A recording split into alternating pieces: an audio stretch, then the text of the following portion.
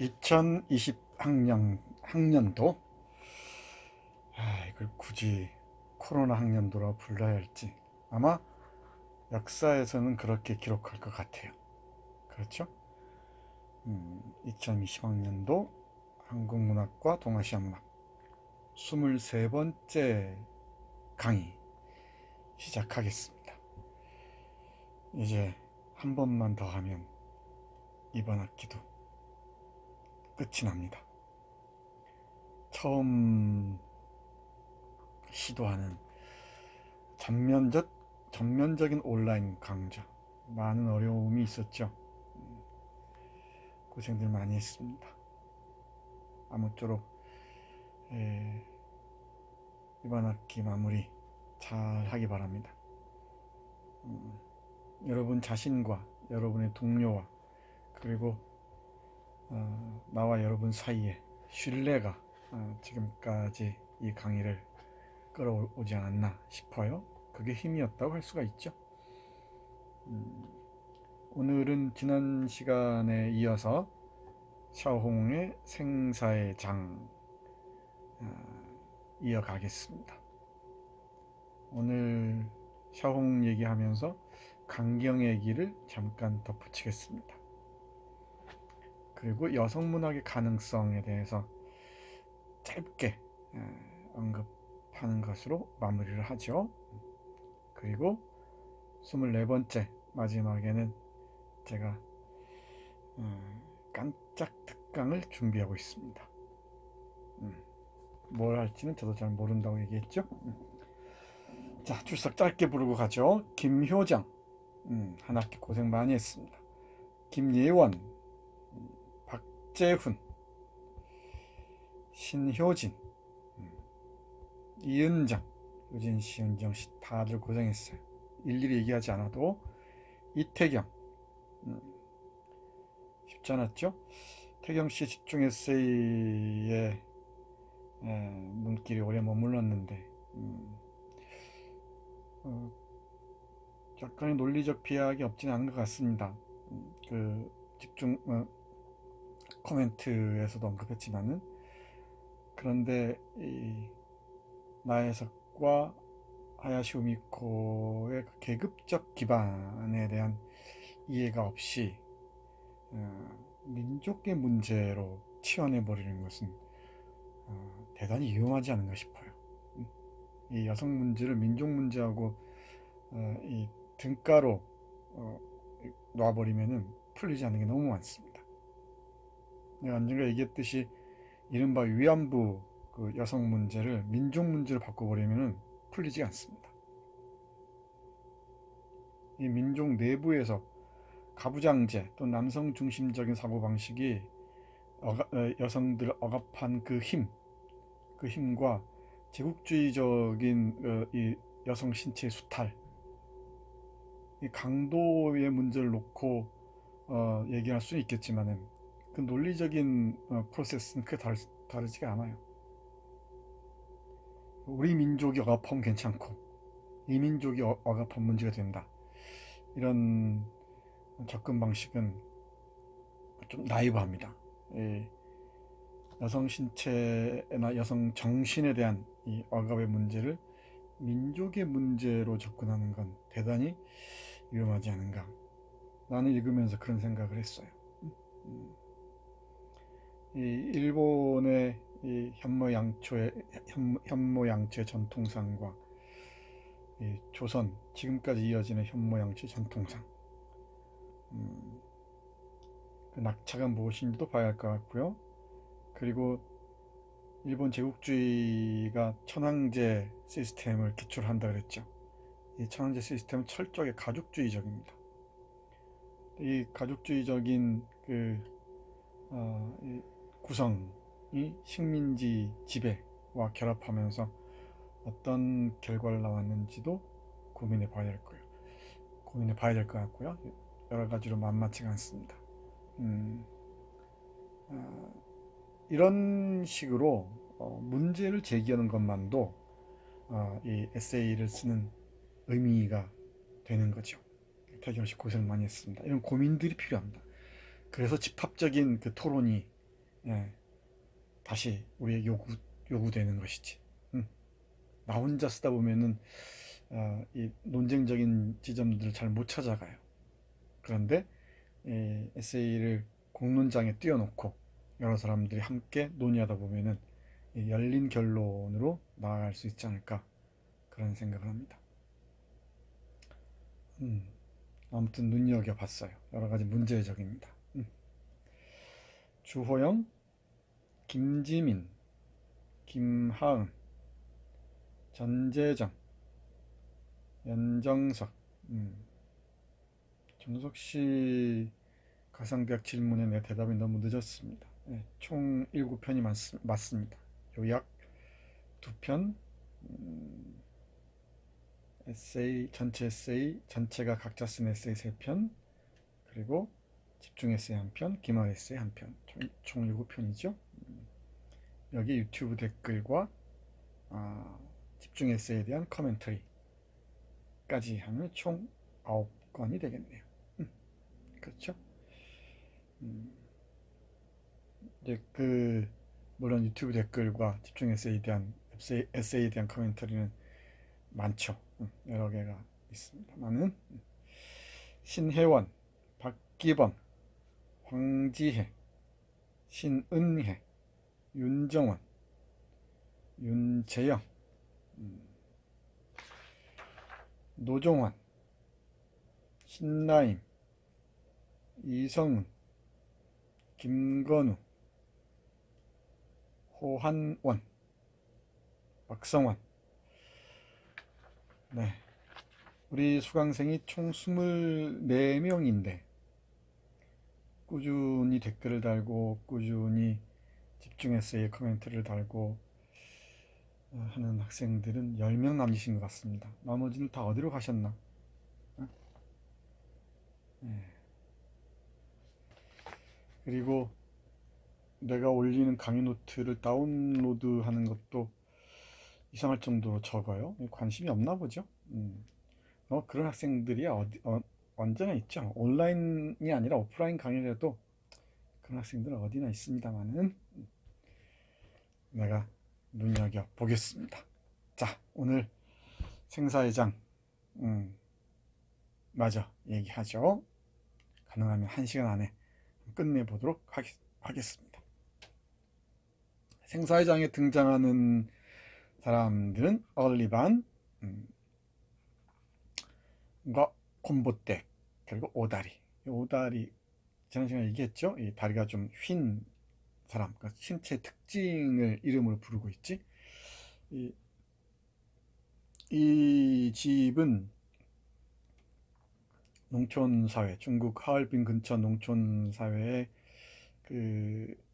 인민들의 모습을 신체의 특성을 통해서 표현한 것 같습니다. 어디가 신체적으로 고통받는 사람들이죠. 다리를 절고요. 얼굴에 천연두 흔적이 남아있고 오다리는 다리가 많이 다르죠. 그리고 이 자우산과 왕씨 아주머니가 있죠. 핑얼이 있습니다. 근데 이 왕씨 아주머니는 그 이전 남편에게서 나왔던 딸과 아들이 있었죠. 아마 항일운동과 모종의 관련성이 있는 것처럼 보이죠. 후반부에 딸이 등장하죠. 아들은 죽었다는 얘기를 하죠. 진즈와 청이애인데 이 진즈가 이제 우리 주인공이 아니라 화자, 아니 화자도 아니죠. 작가, 화자, 주인공은 다 다르다는 거 알죠? 여기 진즈는 우리 작가 샤홍의 어떤 분신처럼 보입니다. 그리고 청이라는 남자가 있었죠. 이 채소밭에서 일하다가 강가로 가서 어떤 일이 벌어지지? 이 청의 아이를 갖게 되고 마지못해 결혼을 하는데 그 아이마저 죽습니다. 상상하기 어려운 방법으로 죽죠. 청이가 던지죠. 이 푸파 부부가 청의 숙부 숙모인데 이 청이와 진지의 삶을 미리 보여주는 전대 보여줬던 부부죠. 류씨라는 지주가 있고요. 지주, 우리 늙은 말을 판 돈, 그날로 다 받아가는 사람 있지 않습니까? 웨잉이란 중풍 환자 있죠? 비참하게 죽어가는 모습입니다.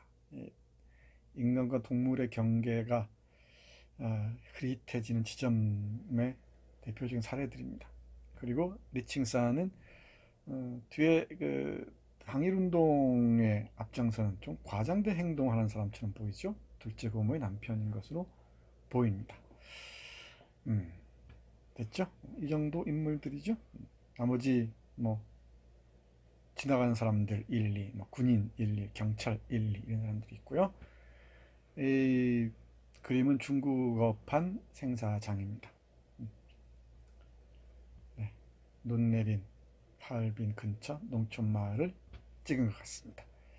자, 다음 페이지 보겠습니다. 인간인가 가축인가? 이 질문입니다. 이 질문.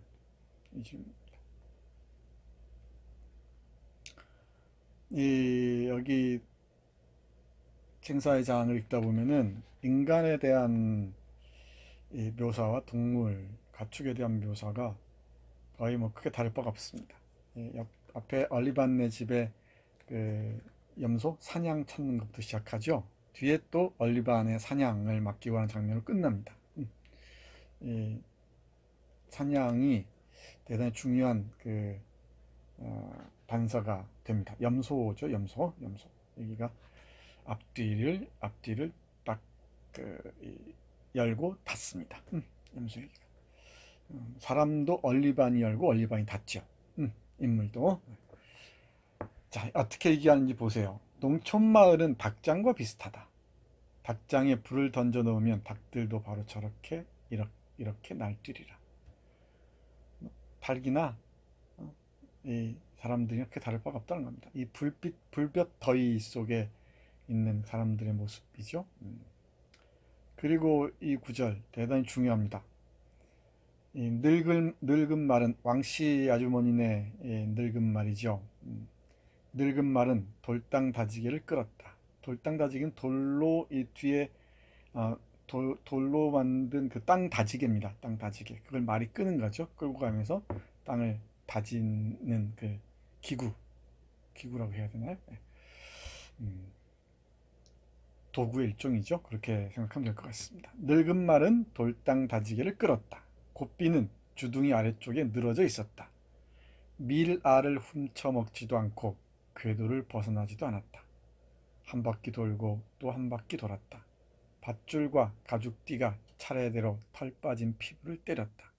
늙은 짐승은 소리도 내지 않고 그곳에서 홀로 움직이고 있었다. 늙은 말을 묘사한 문장인데 뭐 사람도 크게 다르지 않아 보이죠? 그 다음 문장도 그렇습니다. 시골 사람들은 영혼에 대해서는 알지도 못하고 경험하지도 못한다. 다만 물질만이 그들을 채워줄 수 있을 따름이다.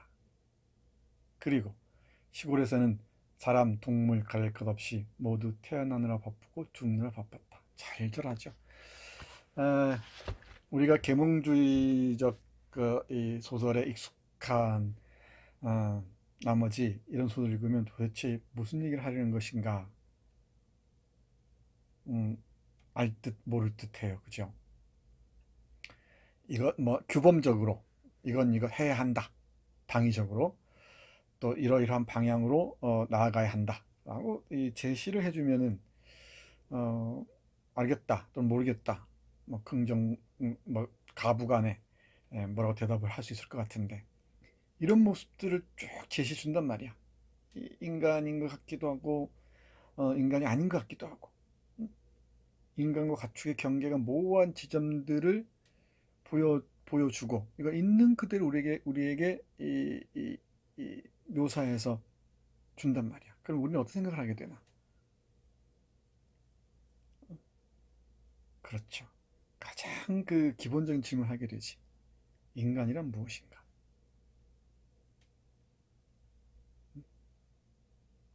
지금까지 우리가 생각해왔던 어떤 추상적이고 관념적으로 이 정형화되어 있던 이 인간에 대한 그 이 상 자체가 완전히 무너지는 느낌일 거예요. 왜냐하면 이런 사람들도 인간이죠. 맞죠? 우리도 인간이죠. 같은 인간이지. 같은 인간인데 인간들의 이런 모습을 보면서 인간들은 뭐랄까 밀려오는 이 뭐라고 표현해야 돼요? 적절한 표현이 상당하지 않은데 이 모욕감, 모멸감 같은 게 느낄 거예요. 어떻게 인간이 저럴 수 있을까? 예를 들어서 그 인간이 인간에 대해서 억압하거나 학대하거나 하는 소설들이 있습니다. 예를 들면은 이 제일 작가, 일본에 있는 조선인 작가 중에 양석일이라는 아주 걸출한 이 작가가 있습니다. 아주 뛰어난 작가예요. 양석일. 그에 다음 한번 읽어보십시오.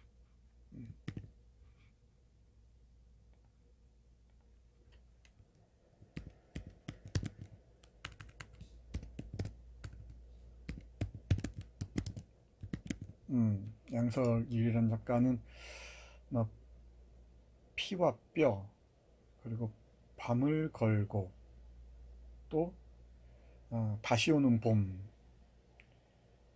등등 걸작이 있습니다. 어둠 속의 아이들까지. 근데 양석일의 그 스타일은 인간들의 가장 어둡고 잔혹한 모습들을 그대로 보여줘요. 그대로.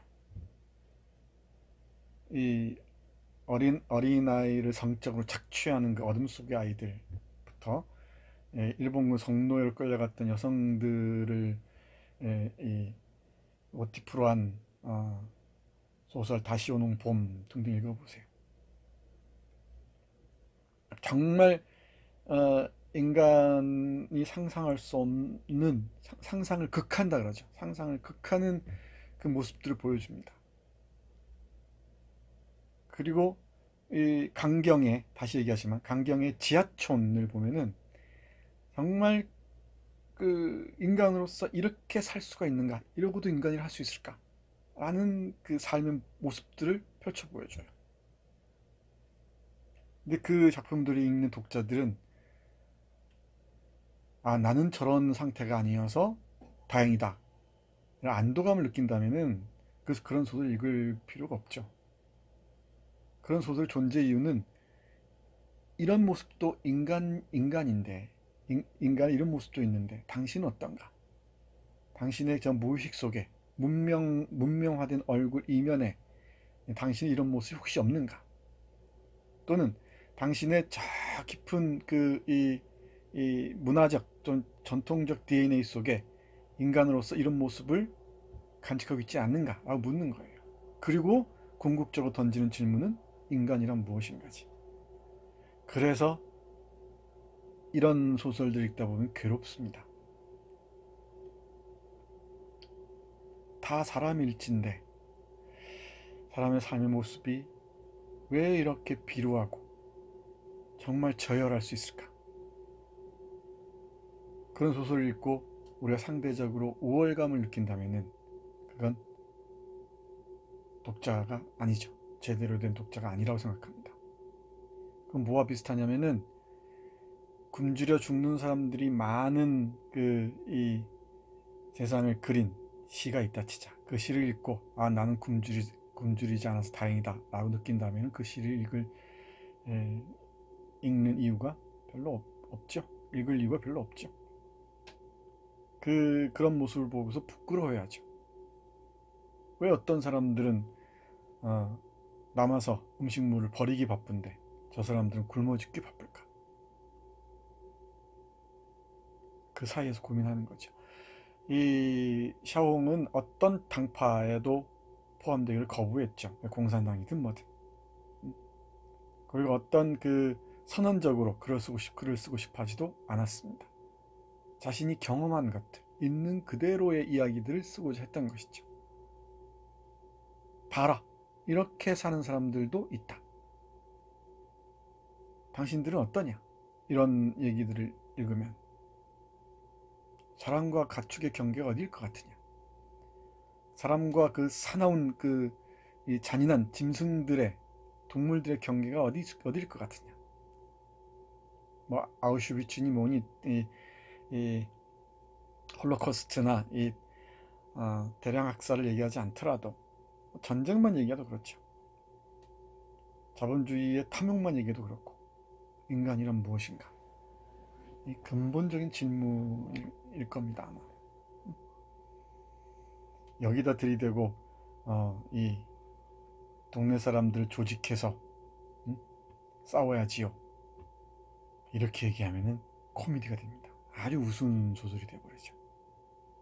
그래서 이 소설을 항일 기운을 북돋는 소설 이렇게 읽으면 아주 우스꽝스러워집니다. 그건 뒤에 설명하기로 하죠. 인간과 가축 사이의 경계를 고민하라. 과연 인간이란 무엇인가? 인간의 최저선, 인간과 동물의 그 최저선까지 내려가서 인간이란 무엇인가를 묻는 겁니다. 쉽지 않죠. 그리고 이런 그 고통스러운 모습을 대단히 시적인 언어로, 압축적인 언어로 표현한다는 점, 이 문체 미학에 대해서도 주목하기 바랍니다. 그리고 중국어를 할 줄 아는 학생들이라면 한번 원어를 읽어보세요. 많이 다르다고 합니다.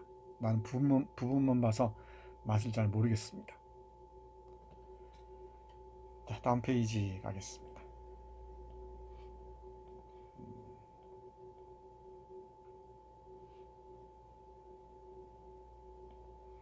자, 이 얘기가 좀 길어질 것 같습니다. 이 포스터 보이나요? 치안부 경무사 이랬죠. 여기 앞에 만주국입니다. 만주국 치안부 경무사. 만주국이 언제 세워졌다 그랬죠? 1932년. 연호는 강덕이라고 했습니다. 강덕 몇 년 이렇게 합니다. 강덕.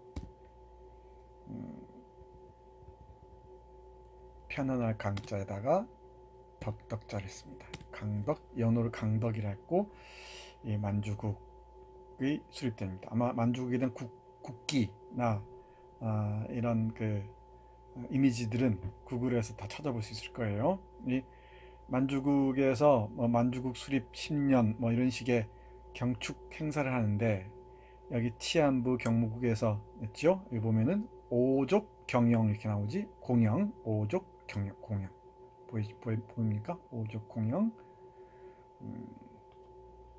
색깔을 바꿔볼게요. 오족 공영. 오족 협파 이렇게 한다 그랬죠. 여기 보면은 보갑사회.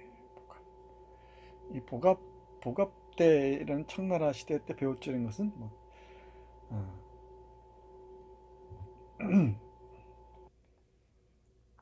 이 보갑이란 치안을 얘기하죠. 치안 조직을 얘기하는데, 중국에서 아주 오래 전통을 갖고 있는 조직이죠. 보갑사회 하면은 안정된 사회, 이 정도로 얘기할 수 있지 않을까 싶어요. 치안이 잘 유지되는 사회. 근데 이것보다 중요한 것은 오족 공영 또는 오족 협파라는 말인데, 잘 보세요. 여기 보면은 요 깃발이 이 만주 깃발이에요. 만주국 깃발이에요. 여기 보이지? 요 깃발, 노란색에다가 있는 요 깃발 있죠? 요 깃발이 만주국 깃발입니다. 만주국 깃발과 일본 일장기가 같이 있죠? 그러니까 이 만주국과 일본국은 함께 간다 이 말이죠. 여기 보면은 뭐야? 만주제국 이렇게 돼 있지. 만주제국 이렇게 있고, 만주는 황제 나라라고 있고, 그죠? 여기 그다음 여기 보세요. 여기 한, 한, 만, 일, 선, 몽 이렇게 돼 있어요. 이 한은 한자로 쓰면 이렇습니다. 한족, 한족. 왜 이러나?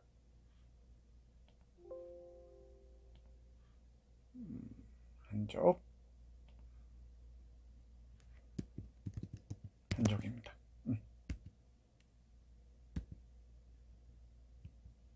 한나라, 중국의 대부분을 차지한 한족 있죠. 그 다음에 여기 이 만주족, 여진족이죠. 만주족.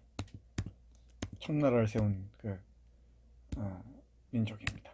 만주족. 그리고 여기 가운데는 일본족이죠. 일본민족. 일본민족이라 하겠네. 일본족. 일본족. 일본족 하니 이상하다. 일본민족인 뜻입니다. 그리고 네 번째가 선이죠. 선. 조선할 때 선자. 이게 조선족. 조선족 하니까 이상하지. 근데 이때는 이게 자연스럽게 불렸습니다. 지금도 중국에 있는 우리 동포도 조선족 이러죠. 조선족. 그리고 이 마지막에 있는 게 몽고족입니다. 몽고족. 이 5개 민족, 한족, 만주족, 일본족, 조선족, 몽고족, 이 5민족이 5족이 공영, 함께 번영을 누리고 협화, 하모니를 누리는 세계, 이 5족 협화예요. 이 세계가 바로 만주국이다. 그리고 이 만주국에서는 왕도, 아주 위대한 왕이 등장해서 나라를 잘 다스리는 그런 왕도가 실현되는 낙원이다 라고 홍보를 했어. 이게 만주국에 대한 기본 홍보 이 카피입니다. 왕도 낙토 오족 협화.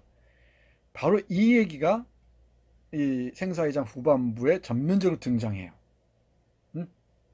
만주국 얘기가. 이게 동북지방, 만주지방 이 배경이니까 그렇죠. 하얼빈 쪽이니까. 근데 이 왕도 낙토 이건 항상 그 지배층들이 내세우는 슬로건이죠. 왕도가 실현되는 낙원 같은 땅. 헛소리입니다. 이 제국주의 지배자들에겐 그렇겠죠. 이 안에서도 다 이 차별이 있었죠. 차별이 있었습니다. 오족협화 어림없는 소리입니다.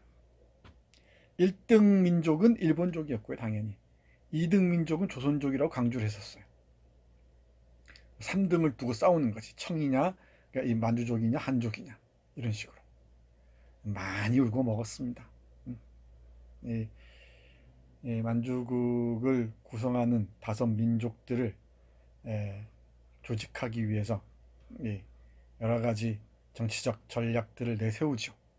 그게 바로 오족협화였고, 이 오족협화는 차별을 내장한 협화였습니다. 이 문제를 둘러싸고 작가들은 예민하게 반응을 보이죠. 무슨 헛소리냐 이 말이지. 무슨 오족협화냐.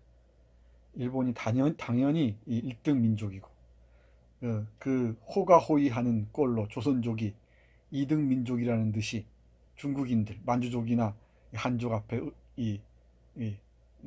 의시된단 말이지. 그게 얼마나 우스웠겠어요.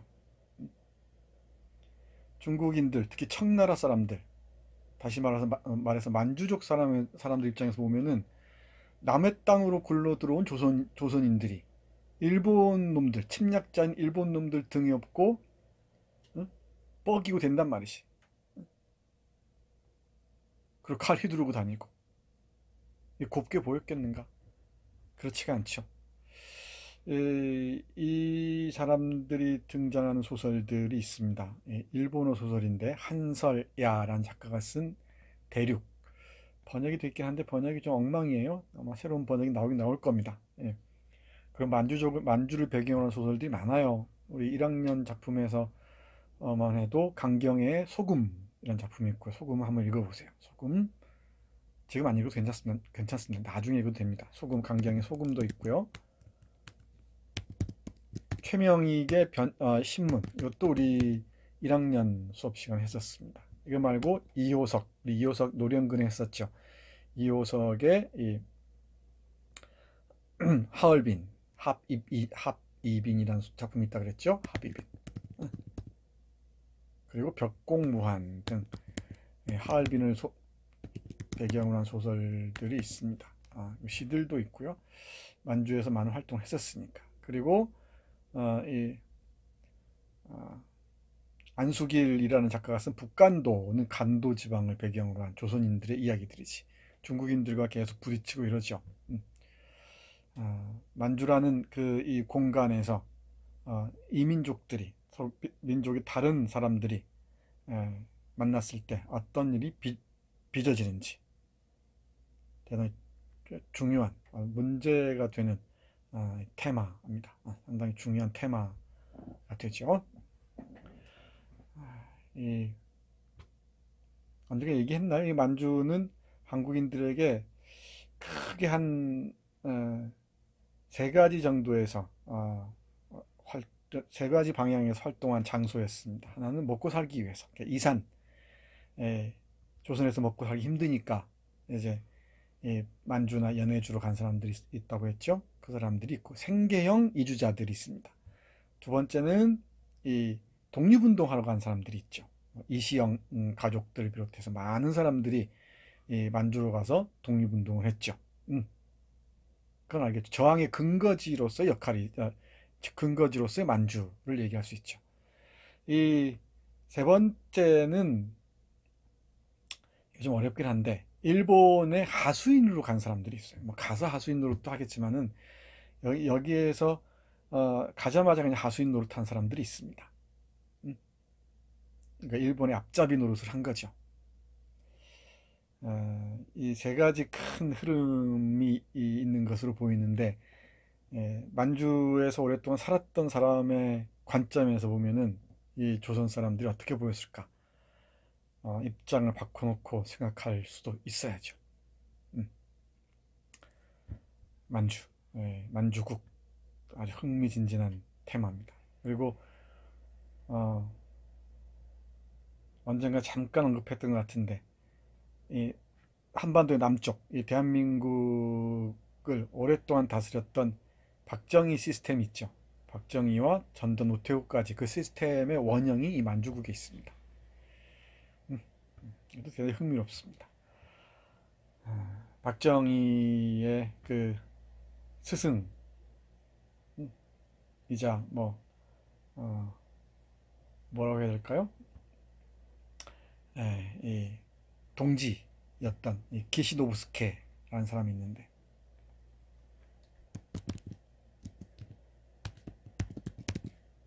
기시노부스케 역사를 공부해야 됩니다. 이 기시노부스케가 우리 지금 그 아베 신조 수상의 외할아버지예요. 이 외할아버지가 기시노부스케를 아주 알뜰하게 키웠다 그러죠. 이 기시노부스케는 전쟁 범죄 A급 전범이었는데 풀려나서 수상까지 하고 그렇습니다. 일본에서는 전쟁 범죄자들 처단하지 못했어요. 안 했어요. 미국이 다 풀어줬습니다. 이 반공정선 전선에서 일본을 적극적으로 활용하기 위해서 전쟁 범죄자들 다 풀어줬습니다. 전쟁 범죄 문제가 해결이 안 된 거예요. 그렇게 나가지 말자. 이 기시노부스케를 각별하게 받던 사람이 동지가 아니고 스승이라고 해야겠네. 사람이 바로 박정희예요. 박정희입니다.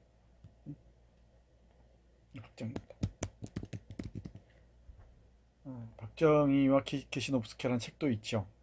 이 기시노부스케가 만주국의 어떤 플랜, 기획을 하는데 중요한 역할을 합니다. 거기서 박정희가 많이 배웠죠. 경제개발 5개년 계획부터 시작해가지고 여러 가지 그 정책, 전략들을 배웁니다. 이건 좀 더 거슬러 올라가면은 일본 군부 내에 그 사회주의적 성향을 가진 사람들이 있었는데 그 사람들이 또 만주에서 자신들의 자신들 꿈꾸는 세상을 실험합니다. 그래서 그 국가사회주의를 실험하고 그러죠. 그런 그 영향이 박정희에게 짙게 배어 있습니다.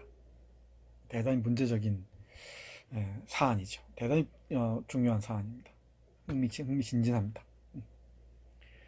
해서 이 만주는 대한민국의 중요한 정책과 지금까지도 일정 정도 관련성이 있습니다. 만주국의 정책이 이어져 오는 것들이 있죠. 여기까지만 하죠. 너무 깊이 들어가지 않기로 하겠습니다.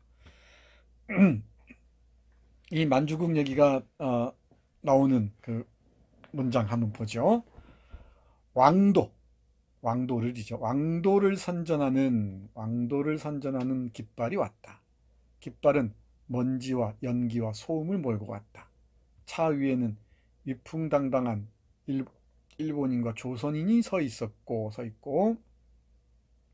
이쁨당당하죠. 일본의 조선인이. 그러니까 이 침략자의 모습이에요. 중국 그인들. 그러니까 여기 사는 우리 이 마을 사람들 있죠. 이 소설의 마을 사람들 눈으로 보면은 이 사람은 침략자들이죠. 위세를 부리는 중국인도 서 있었다. 꼭 이런 앞잡이들이 어디나 있습니다. 내부의 이 협력자가 없이는 이런 지배가 불가능하다는 것, 뭐 잘 알려진 사실입니다. 차바퀴가 맹렬히 굴러가는 동안 차 위의 사람들은 모두 손에 든 깃발을 펄럭펄럭 흔들었다. 왕도를 선전하는 전단지는 산 허리로도 날아가고 강가로도 날아들었다. 전단지, 삐라죠. 이 삐라로 촉발된 남북관계가 지금 꽉 막히는 관계로 또 이어지고 있네요. 금방 뉴스를 보니까 개성에 있는 남북 연락사무소를 북쪽에서 폭파했다고 합니다. 뭐 북한 내부를 결속하기 위한 정치적인 행위처럼 보이긴 하는데,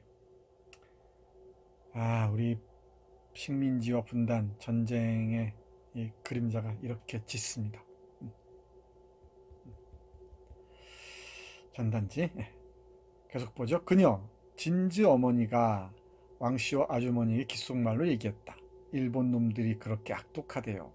마을 처녀들이 다 도망가고 없어요. 젊은 새댁들도 마찬가지고요. 글쎄 왕시촌에서는 13살 먹은 여자애가 일본 놈들한테 잡혀갔다잖아요. 오밤중에 잡아갔대요. 이런 말들이 오갑니다. 왕도는 무슨 왕도냐 라고 얘기하는 것이죠.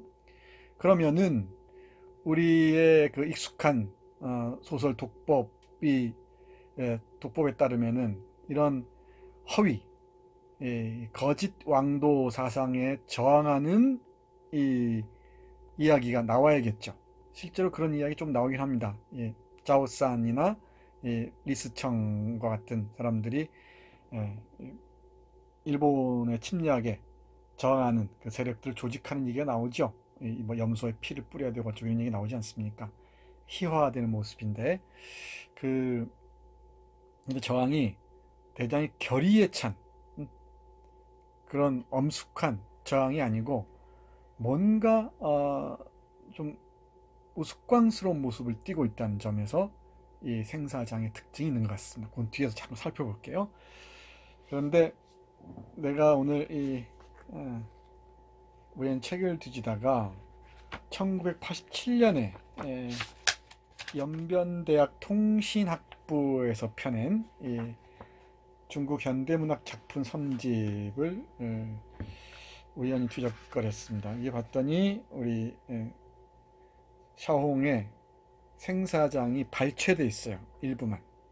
일부 발췌되어 있는데 그러니까 이 연변 쪽에서 조선어로 발췌되어 있습니다. 이 세월은 흘러간다.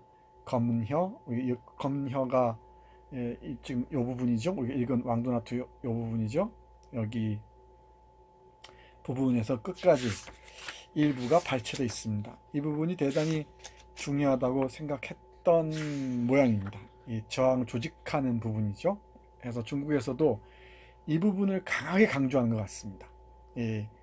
항일운동의 어떤 가능성을 보여줬다는 것이지. 뭐 그렇게 읽을 수도 있습니다. 해서 이 소설을 항일 저항 소설로 얘기하는데 내가 보기엔 그렇지 않다는 결론입니다. 그럼 뒤에서 볼 텐데 여기서는 중국의 그 조선 동포들이 그 번역한 걸 조금만 읽어볼게요. 한번 들어보세요. 왕도를 선양하는 깃발이 왔다. 새뽀얀 먼지를 일구며 소란을 피워댔고 아름드리 나무들이 쭉 늘어서서 환영했다. 자동차가 요란스럽게 울부짖는다. 많이 다르지. 깃발은 먼지와 연기와 소음을 몰고 왔다 이랬는데 여기서는 새뽀얀 먼지를 일구며 소란을 피워댔고 아름드리 나무들이 쭉 늘어서서 환영했다. 이런 식으로 얘기를 했네요. 그리고 그 뒤에 차 위에는 요번 보면은 차 위에는 기세등등한 일본인과 고려인이 서 있었는가 하면 또 위풍을 부리는 중국 사람도 서 있었다. 위풍을 부리는 중국 사람도 서 있었다. 차가 나는 듯이 달려가자 사람들의 손에 쥔 깃발마저 펄럭거렸다. 그들은 마치 날개라도 돋친 것만 같았다. 날개라도 돋친 것만 같았다. 이렇게 얘기를 하네요. 번역이 많이 다르죠. 이게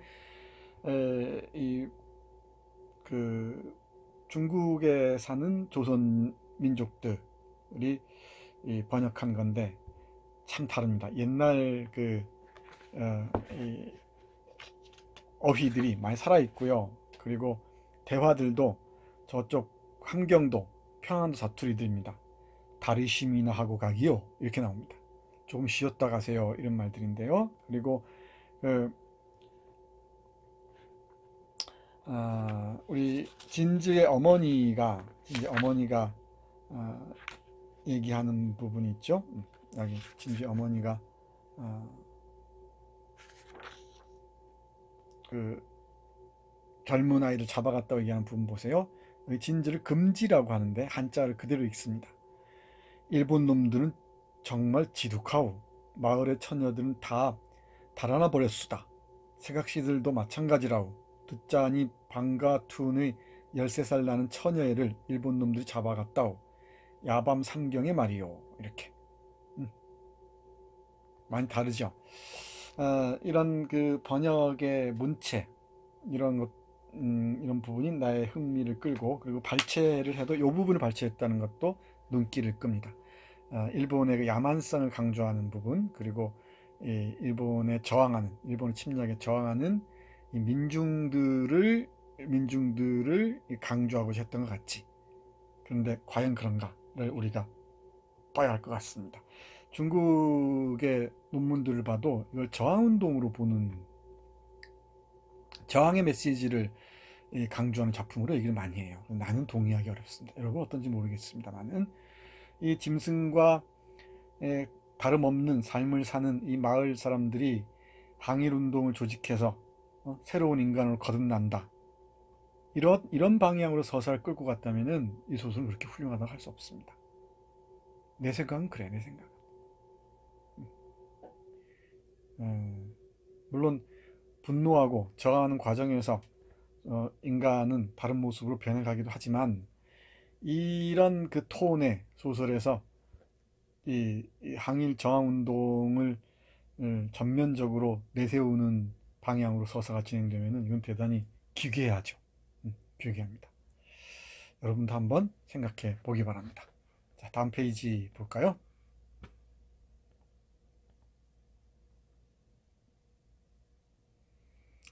자, 전 중국인이 원망스러워요. 대단히 중요한 부분이죠.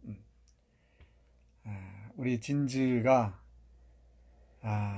정말 많은 고통을 당하죠. 이 마을에 있을 때는 청해하고 살다가 청해가 맨날 학대하고 또 애까지 던져서 죽게 만들고 이러죠.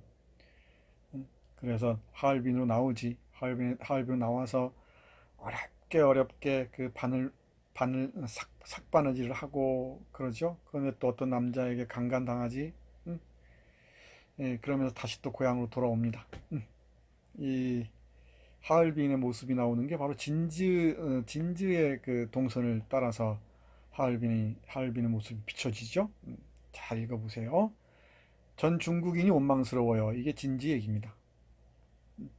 잘 보셔야 됩니다. 이런 구절들을 여러분들이 캐치해내야 됩니다. 왕씨 아주머니가 말했다. 하얼빈이 시골보다 나을 거야. 다시 가거든 아예 돌아오지 마라. 마을의 일본 놈들은 날이 갈수록 더 흉악해지고 있어. 또다시 이제 하얼빈으로 가라고 얘기하는 거죠. 그들은 임신한 여자를 잡아다가 배를 가르면서 붉은 총 결사를 처단하는 거라고 했단다. 붉은 총 결사가 이제 이 항일 단체처럼 보이죠. 중국인들이 결성한 항일 조직. 살아 움직이는 태아가 배에 흘러나왔지. 그 일 때문에 리칭산이 일본 놈 두 놈의 머리를 베어 나무에다 걸어놓은 거야. 이런 게 이제 일본에 대한 증오와 분노를 표현하는 문장이라고 해서 적극적으로 평가하는 것 같습니다. 뭐 그럴 수 있죠. 일본인데 이런 짓보다 더한 짓도 했을 수 있으니까. 그죠? 이런 정서도 분명히 있었을 거예요. 일본인들에게 학을 떼는 이 정서들.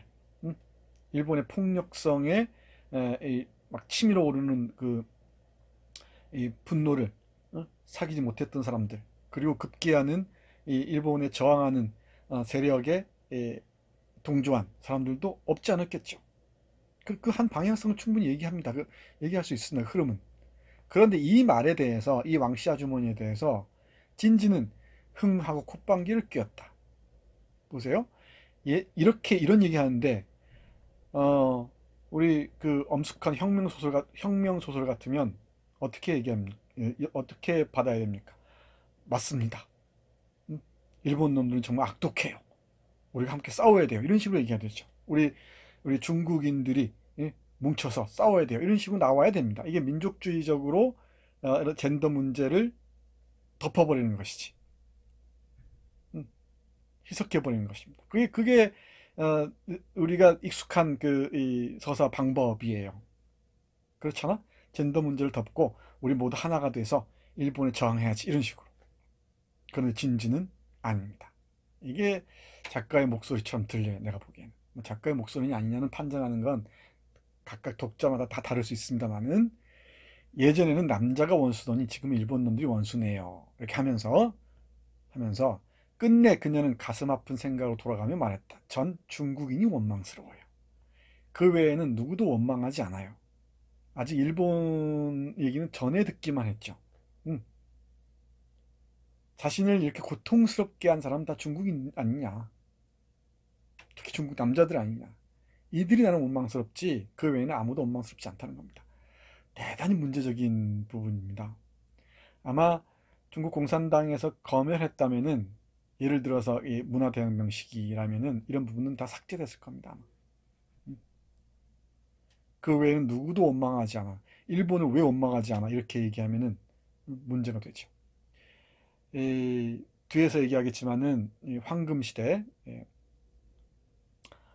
샤오홍의 전기인데 그 전기를 영화로 만든 게 있습니다. 황금시대라는 영화, 장장 3시간짜리 영화예요.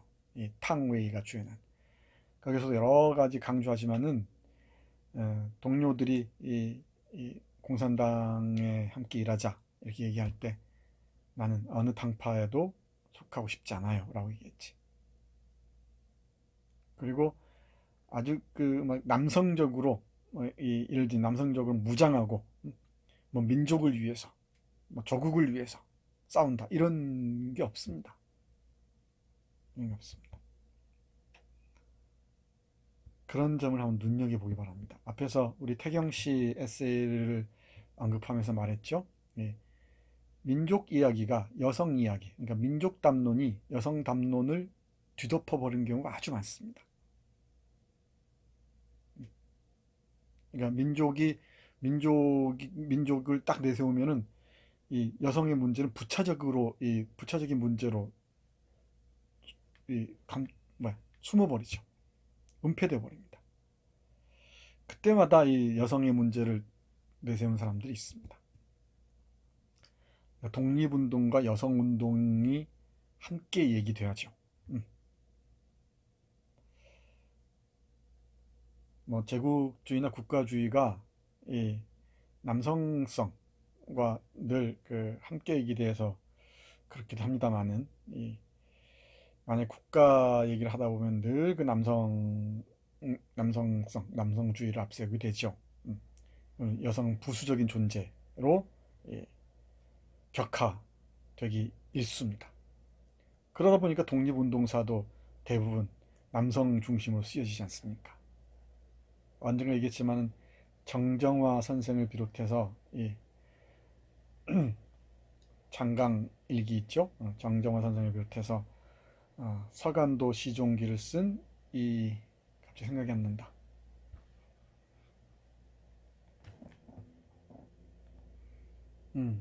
기억났어요. 서간도 시종기를 쓴 이은숙 선생,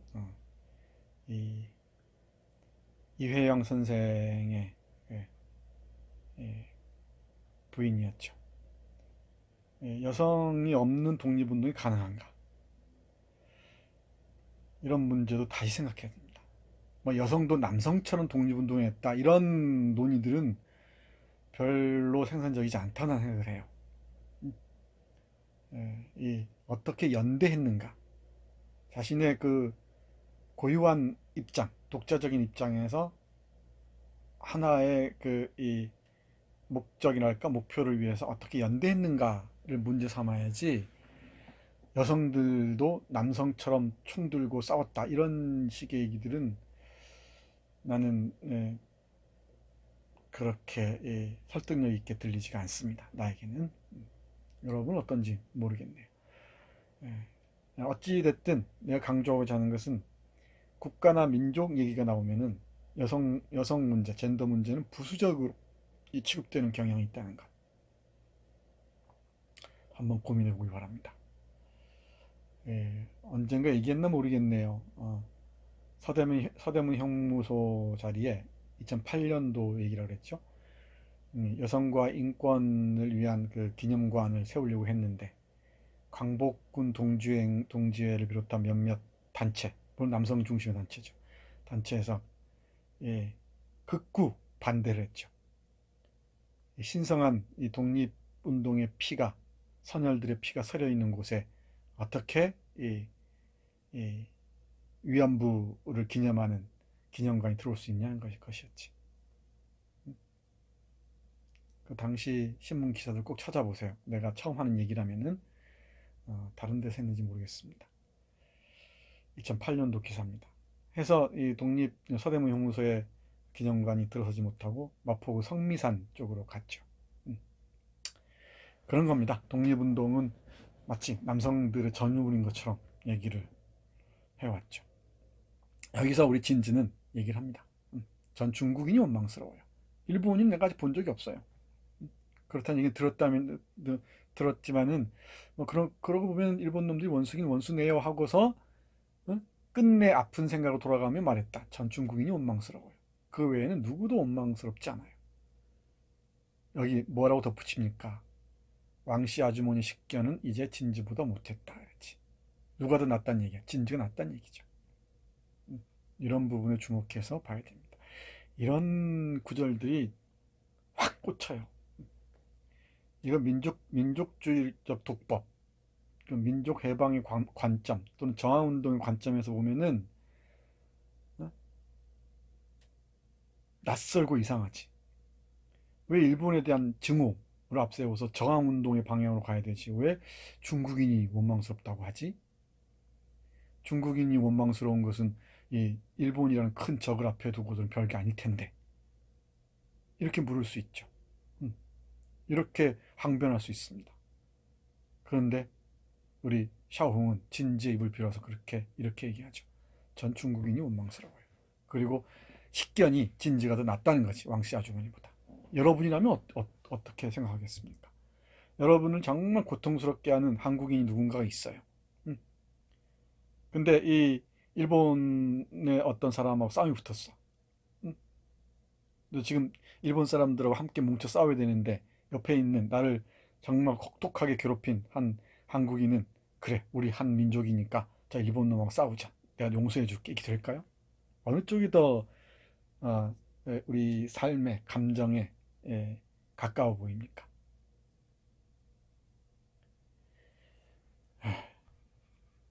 이런 점을 여러분들이 고민하기 바랍니다. 됐죠? 자, 다음 페이지 보겠습니다.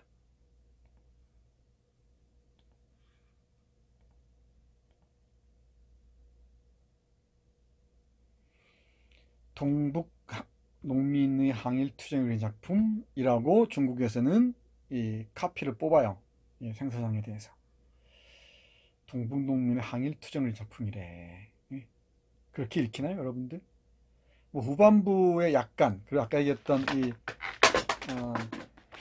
아이고 연변에서 이 간행된 중국 현대문학 작품 선집에서 발췌된 부분, 당연히 이 당의 그 지도를 따라야 되니까 이 부분을 강조할 수밖에 없었겠지.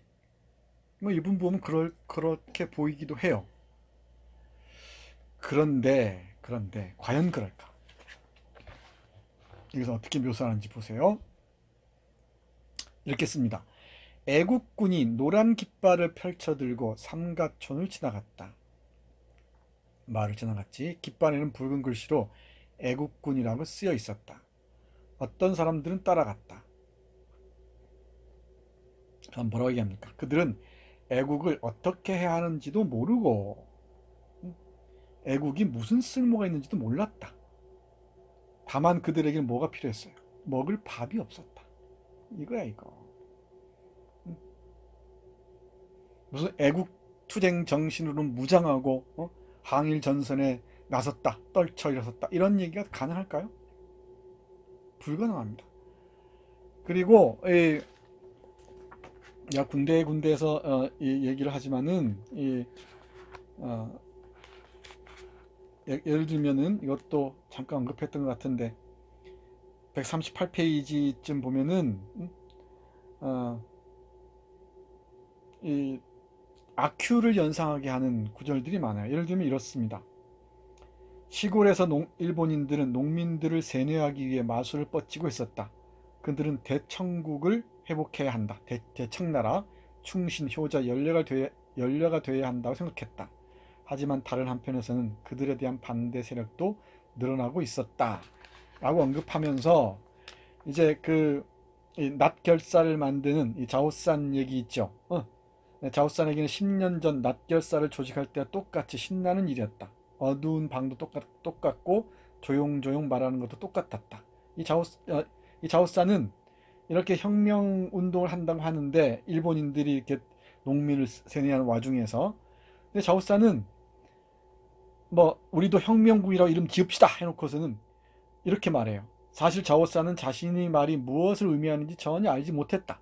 그러니까 일본인들이 농민을 세뇌해서 대청나라를 다시 세워야 한다, 충신, 효자, 연례가 돼야 한다라고 봉건적인 이 가치를 주장할 때 자오산은 혁명군을 조직하자 이런 얘기를 하고 있단 말이지. 그런데 이 자오산은 혁명군이 무엇을 뜻하는지 들어본 적이 없었기 때문이다. 그는 이유 없이 위안을 느꼈다. 기분이 좋아진 그는 커다란 손으로 쉴 새 없이 수염을 쓰다듬었다. 이런 모습이에요. 이게 무슨 이 애국정신으로 무장하고 혁명의 이 전략들을 몸에 새긴 그런 사람의 모습인가? 어떤 농민이 혁명가로 거듭나는 모습을 보여주나요? 자오산이? 자오산과 리칭산이 이 혁명에 앞장서는 사람이죠. 그리고 이 얼리바는 자기 염소 아까워서 어쩔 줄 모르는 사람이지. 그러니까 혁명 얘기가 희화화되어 있어요. 아큐의 모습처럼. 희화되어 있습니다. 물론 여기 검은 수염의 남자 얘기, 검은 수염의 남자 얘기를 통해서 어디선가 저항운동이 전개되고 있다는 것을 알긴 압니다. 그러니까 구국의 날이 눈앞에 왔소.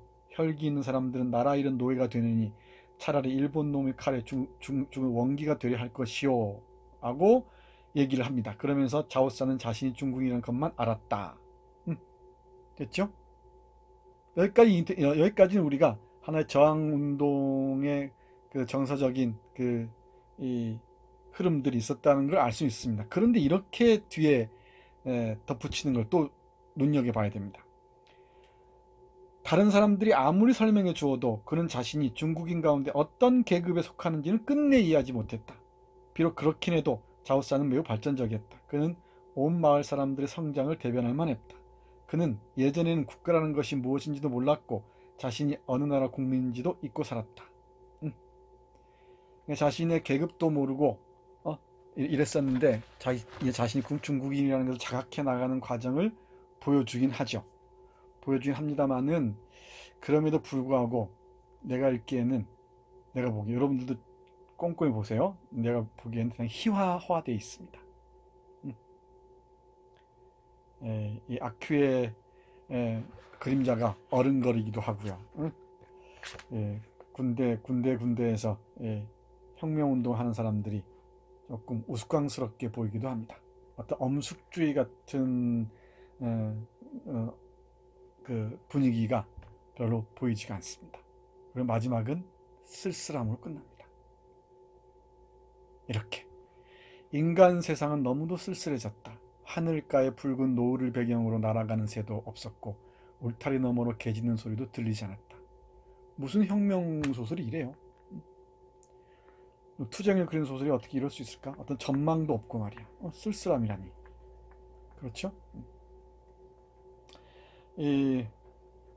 그러면서 이 마지막에 얼리반이 온전지 못한 다리는 이렇게 하죠. 얼리반이 온전치 못한 다리는 쩔뚝쩔뚝하면서 멀어졌다. 희미해졌다. 아주 막 당당하게 나서는 게 아니죠. 산 언덕과 숲이 갈수록 멀어졌다. 염소 울음소리가 멀리 좌우산의 곁에서 아득하게 들려왔다. 우리 처음에 나왔던 이 얼리반, 얼리반 기억나죠? 얼리반이 떠나는 것으로 마무리가 됩니다. 네, 이 염소를 둘러싸고 염소의 피를 뿌릴 것인지 말 것인지를 둘러싸고 벌어지는 마지막 장면도 대단히 우스꽝스럽습니다. 혁명의 재단에 뿌려야 할 피를 둘러싸고 이런 일이 벌어지는 거 보면은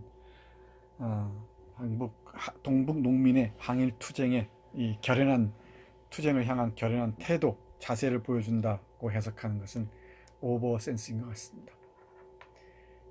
역사의 소용돌이 속에서 정말 고통스럽게 살아가는 이 동북 인민들의 삶을 있는 그대로 보여준 게 아닌가 싶어요.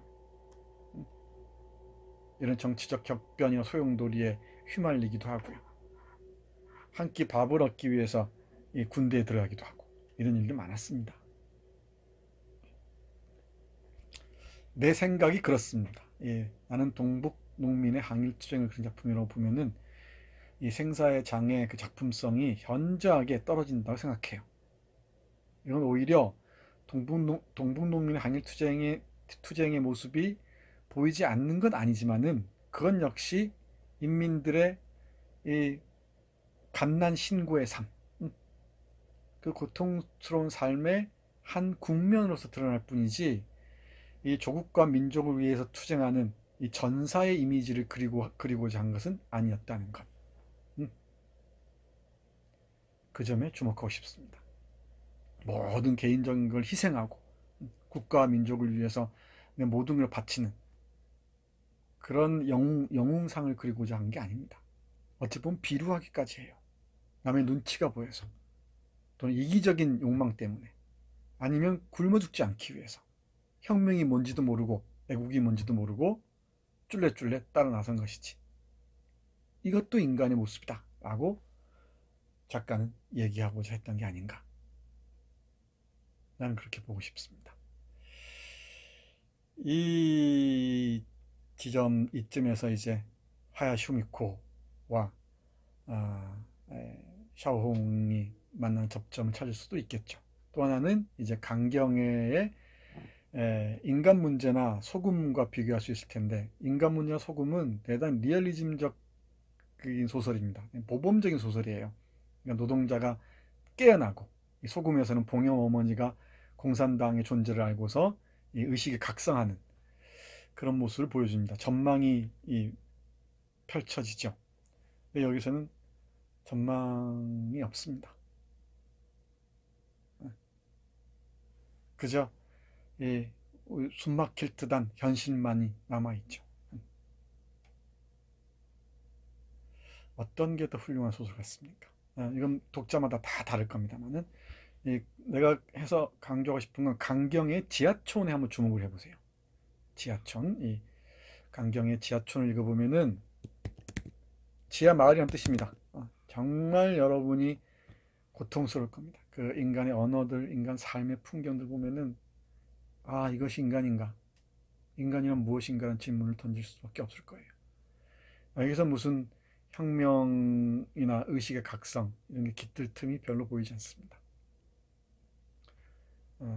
읽을 시간이 없다면은 일단 머릿속에 기억해 뒀다가 기말 에세이 같은 거 한번 시도해 보십시오. 이 여성이 재현하는 인민들의 모습 다릅니다. 확실히 여성 작가가 쓰는 것과 남성 작가가 쓰는 건 다릅니다. 삶의 경험이 다르니까요.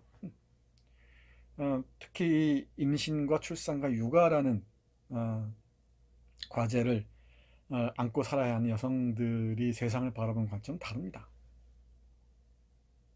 그런데 어떻게 같을 수가 있겠어요. 그래서 여성 문학은 여성 문학의 고유한 지점, 독자적인 지점이 분명히 있습니다. 언젠가는 한 번쯤 이 동아시아 문학을 아시아 문학으로 확장해서 한국 문학과 아시아 문학이라고 해서 여성 작가들의 작품만 집중적으로 읽어보고 싶어요. 음, 한 장편 소설 12편 정도를. 그럼 전혀 달라질 겁니다. 음, 이 중국, 일본, 오키나와, 한국 뭐 많이 있죠. 베트남 이런 여성 작가들의 작품들을 중심으로 이 식민지와 남성 지배의 문제를 한번 고민해 보면 어떨까 이런 생각도 하고 있습니다. 네, 결론적으로 얘기하자면 샤오홍의 생사의 장은 동북농민의 항일투쟁의 작품이라 보기 어렵다. 오히려 이 혁명이나 애국은 희화화되어 있다. 아큐식 혁명관과 크게 달라 보이지 않는다는 점이고요. 그리고 우리 한국 문학과 동아시아 문학의 큰 흐름 속에서는 이 아, 하야시 미코, 우리 이 샤오홍, 강경의 지하촌을 쭉 한 위상에 놓고 보면 어떨까 싶기도 합니다. 여기에 나해석은 좀 다릅니다. 나해석은 계급적으로 완전히 다르고요. 그리고 삶 자체가 다릅니다. 삶 자체가. 나해석은 후반부 인생에서는 이혼하고 나서는 때는 고통스러운 삶을 살지만은 그때 소설을 쓰지 않죠. 우리가 알고 있는 건 이 산문들이죠. 산문들. 이혼 고백장 이후에 그 산문들이고 그 전에 젊은 시절에 쓴이 경희가 대표작이죠. 거기서는 신여성, 그러니까 이 하이칼라 신여성, 이 문명의 세례를 받은 신여성의 감각이 뚜렷하죠. 뚜렷해서 해방의 문제가 삶의 저 밑바닥부터 어, 우러났다고 보기엔 좀 어렵습니다. 그러니까 이 남성에 저항한 여성의 인간 주장은 충분히 의미가 있죠. 의미가 있는데 다른 계급적인 기반이나 이런 여러 측면에서는 차이가 있습니다. 해서 미리 얘기했듯이 나해석은 다른 비교의 대상을 끌고 와야 됩니다. 나해석과 중국의 장아이링, 장아이링이라는 유명한 작가가 있어요. 네, 얘기했었죠. 장아이링. 그리고 히라스카 라이초 같은 그 세이토파에 속한 그 신여성 그 여성 해방 운동가들 그쪽 사람들의 글쓰기와 함께 살펴보는 게 여러 가지 의미 있는 지점들을 찾아내는 데 도움이 되지 않을까 생각합니다. 네, 그 부분은 우리 커리큘럼에서는 그렇게 강조하지 않습니다만은 자 마무리하겠습니다.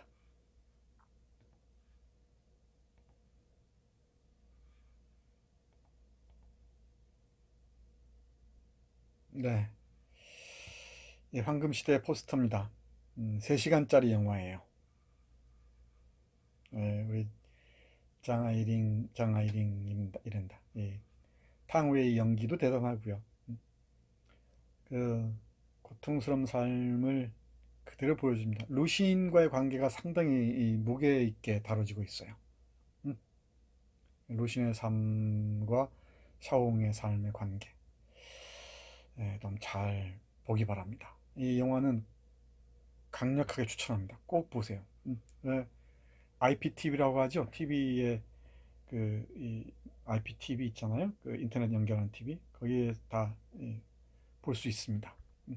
황금시대 꼭 보기 바랍니다. 여러분들은 루신도 읽었고 샤옹도 읽었으니까 어렵지 않게 볼 수 있을 겁니다.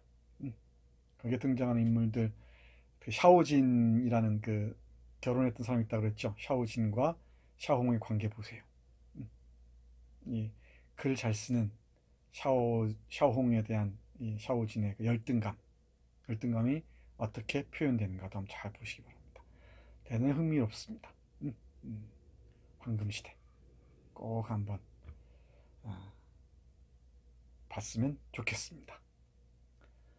네, 이렇게 해서 공식 강의는 다 끝났습니다. 늘 그렇지만 아쉬움은 늘 남아요. 그리고 코로나 시대에 원격 강의로 진행된 터라 뭐 어려움도 없지 않았습니다. 여러분들의 눈을 마주 보지 않고 강의를 하다 보니까 뭐 오해도 없지 않았을 줄 압니다. 그런데 예, 다는 아니지만은 많은 학생들이 열심히 읽고 열심히 따라와 준 것 같습니다. 우리 기범 씨가 댓글에 썼듯이 초반에 긴장도를 유지하기 쉽지가 않죠. 음, 음. 아, 그렇다 하더라도 이제 마무리는 해야죠. 이 기말 에세이 잘 쓰시고요. 포트폴리오도 잘 작성해 보시기 바랍니다. 여러분의 인생에 하나의 기념적인 그 포트폴리오가 될 수 있을 겁니다. 지금 시대 전환기, 대변환기에 우리는 살고 있습니다. 당장 내년에 어떻게 변할지 우리는 모릅니다. 문학이 미래를 상상하는데 도움이 될 수 있을까? 그 고민도 함께 했으면 좋겠습니다. 자, 그러면 목요일에 짤막한 종강으로 종강을 하는 것으로 하고 오늘 강의는 마치겠습니다. 수고했습니다.